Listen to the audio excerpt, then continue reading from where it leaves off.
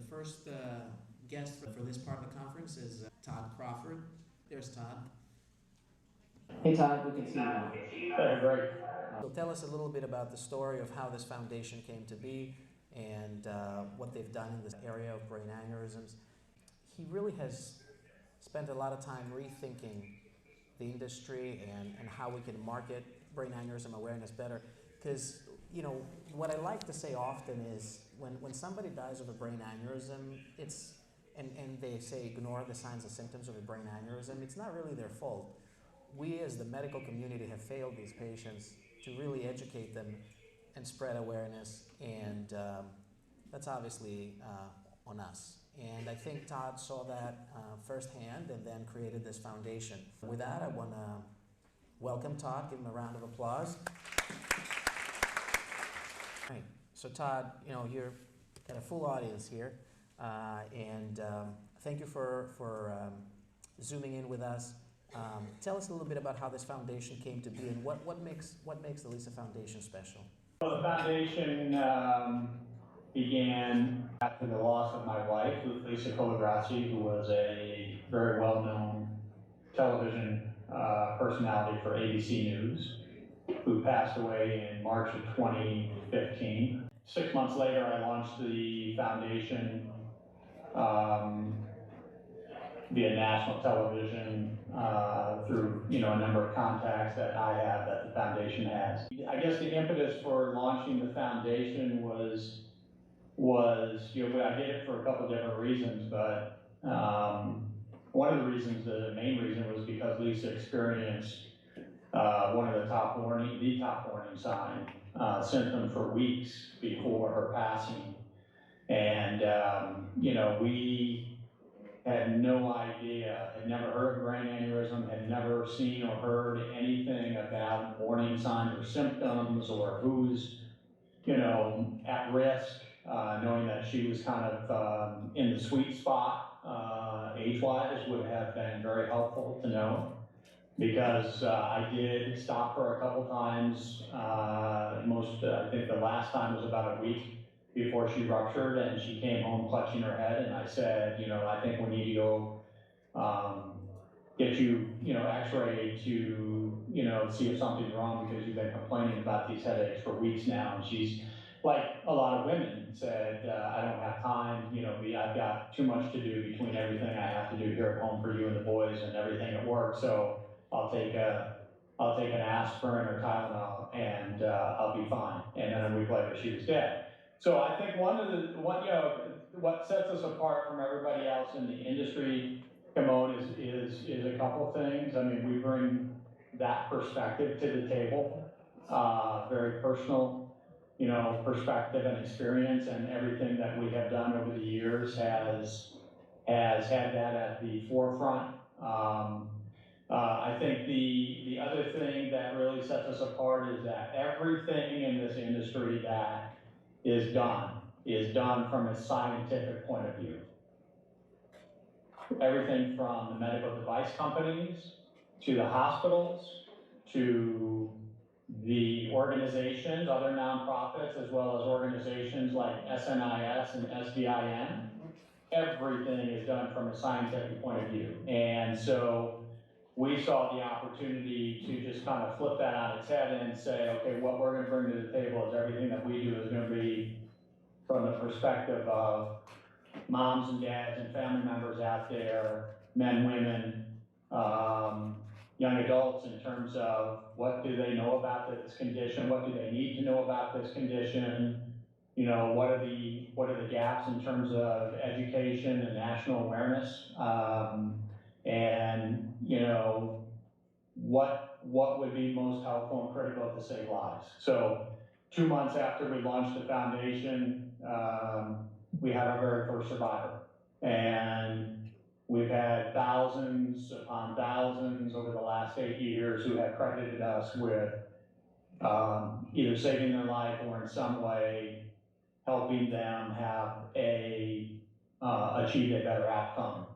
than what Lisa did. When I first met you, you showed me the first PSA you guys did, and as somebody that I've been treating aneurysms a long time, and I've been involved in research and everything else.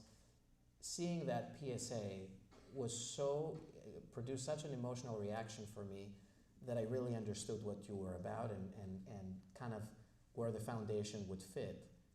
Because it really, it's less than a minute, right? The original PSA, the first one.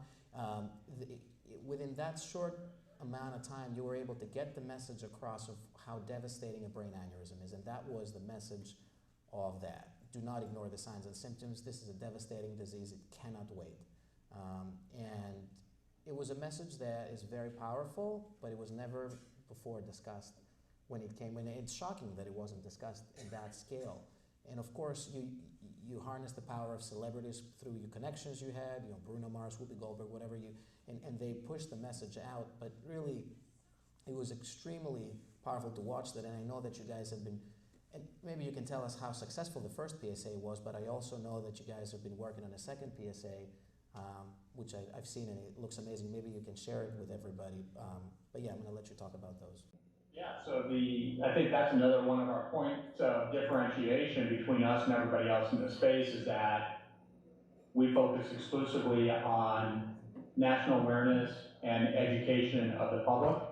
And the way that we do that is through mass media, television, radio, partnerships. We're the first to bring to this industry, we're the only ones to ever bring to this industry partnerships like partnerships with CVS Pharmacy across the country, Sirius XM Satellite Radio, Pandora, and a number of others. So the first PSA, we really didn't know what we were doing. It was kind of trial by error. It turned out to be very effective. It was actually a 60-second PSA. For somebody who doesn't know what they were doing, it was amazing. Well, thank you. We took away some key learnings from that. We refined it. Our second PSA we launched in early 2019 was with Whoopi Goldberg, who had paid tribute to Lisa the morning after she passed away, and then 6 weeks later lost her brother the exact same way. And then we learned in the months after that she had also lost her mother to a brain aneurysm. So brain aneurysms are hereditary and obviously run in her family. So she was very kind and gracious with her time to produce that PSA for us, which gained tremendous traction around the country. And we just launched our newest PSA on national television as of 3 weeks ago. And this one I think is going to be our most effective and is the best PSA that we have produced in the last 8 years because it focuses for a couple of different reasons. Number one, it focuses on worst headache of life, and it's told by survivors who are featured in the PSA describing what that headache felt like to them in their own words. And the worst headache of life is the top symptom. There is, that is the top warning sign for an impending, rupture. And so this really, we decided to focus on worst headache of life because what we really want to do is enter the discussion and create a national dialogue about headaches in general around the country. So that if somebody is experiencing just a general but really severe headache on any given day versus somebody who experiences really severe regular migraines, that they, as they're experiencing those headaches, can say, wait, is this just a severe headache? Is this just one of my massive migraines that I regularly get, or is it that thing that I saw on television, worst headache of life from the Lisa Foundation? So we want to enter the discussion about headaches and create a conversation around the country about headaches in general. So would you like me to share the PSA? Absolutely, if you can share your screen and show the PSA. And while you're doing that, I want to say that, Todd, your background is in marketing, correct? Correct. So he has most medical people don't have a background in marketing, so it's really refreshing to see how he looks at issues and then boils them down to the absolute necessary information, right? So if you took one message away from today, is what this PSA is going to say. You know, when an aneurysm rupture causes the worst headache of somebody's life, you know, this is really what's going to change the outcome. If you recognize that symptom, you'll be able to direct care and get a better outcome. And so that's the power of having somebody from, you know, bring their own perspective into the field. But yes, if Todd, if you can share your screen.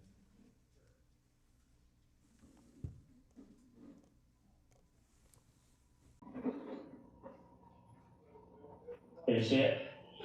Yes. Okay. It felt like a hammer smacking my head, like something exploded in my head. It was the worst headache of my life. Pain you would not believe. I felt I had been hit in the head with a baseball bat. 15 million people have an undiagnosed brain aneurysm. If you have the worst headache of your life, get help immediately. I'm one of the lucky ones. I'm extremely lucky. I'm a survivor. I survived. It didn't end my life. Don't let it end yours. Visit lisafoundation.org to learn more. Excellent. Like I said, to the point, right? So This is the other thing I want to say.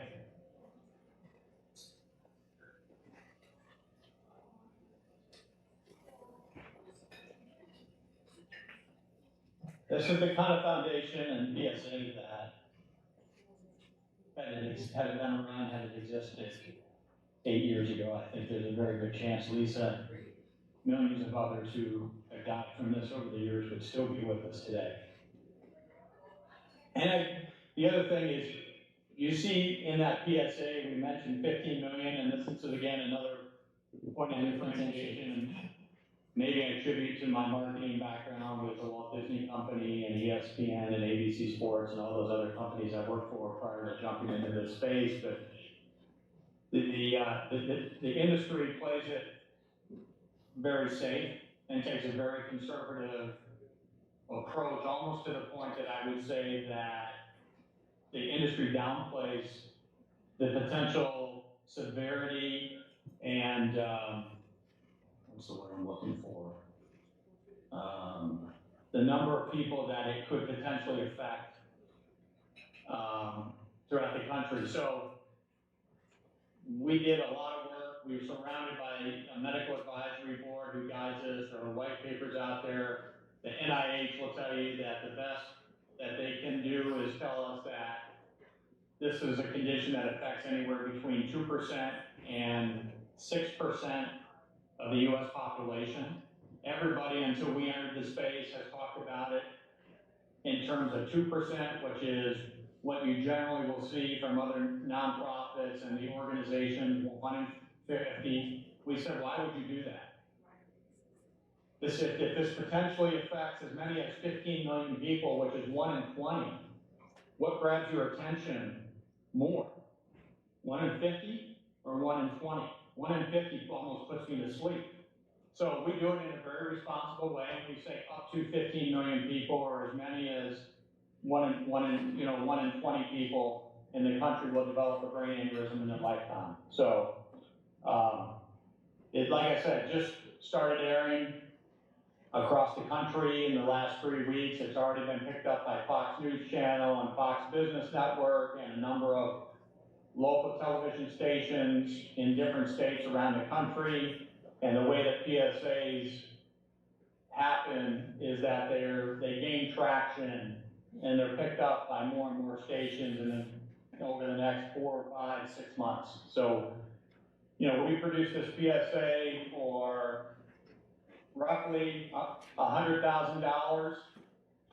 This will run for the next year across the country, and at the end of that year, we will have received roughly $12–15 million worth of media impressions, which is a huge ROI.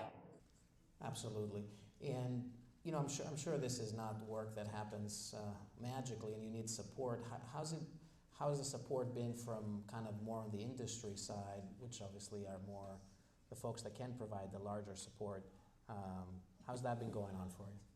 Yeah, I'll be honest. I think the industry in general has been very anemic. Which has put us in a very difficult spot as a foundation because the pandemic changed everything, and with inflation and everything else going on in the world, a lot of people have either cut back making donations or have stopped entirely making donations to nonprofits like ours. And so we are in a very difficult spot right now, and I don't know what the future holds beyond the next 6 months, maybe less. But you know, I'm really disappointed in the industry partners, especially the medical device companies, with the exception of Vault, who's really stepped up and gave us a generous donation to support and fund this PSA this year. So, but the biggest ones, Medtronic, Stryker, we didn't even get a response to our emails after emailing them 3-4 times. No response whatsoever. I don't know why you have to ask them yourself, but in my view, people like Medtronic and the others in this space have a corporate responsibility to help make the world a better place. And their support and the support of others has been very anemic and lackluster. And how can other people help with a foundation? You know, I think the biggest, when we're looking to revamp our medical advisory board, which is something you and I need to talk about offline, we need to get, you know, neurosurgeons, neurologists, nurse practitioners, neuroradiologists, people involved who are active and can turn to people that they know to kind of lobby on behalf and be a champion for the foundation. If there's anybody out there in the audience that knows somebody who's been personally affected by this or touched by this condition, and maybe potentially they're a high net worth family that would be willing to have a conversation with us and potentially support us to continue our work and help bring our mission to life, like through this most recent PSA that we did, you know, we'd be happy to entertain, you know, the discussion with them, and that's really what we need most. Is fun. Perfect. Todd, thank you so much. Really powerful message. Thank you for zooming in, and I'll see you very soon. Thank you.